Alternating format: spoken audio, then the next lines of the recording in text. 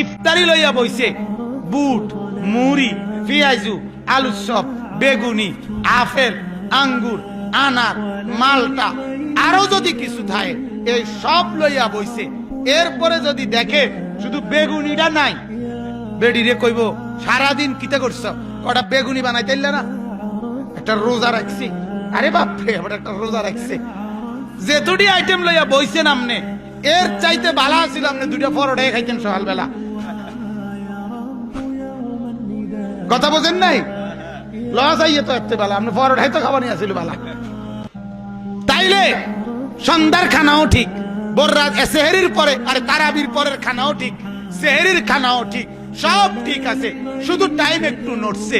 নাইলে মিথ্যা, চুরি, ডাকাতি, জিনা, বেবিচার, মদ, জুয়া, অবৈধ রোজগার, ঠকানো, প্রতারণা করা সব আগের মতো।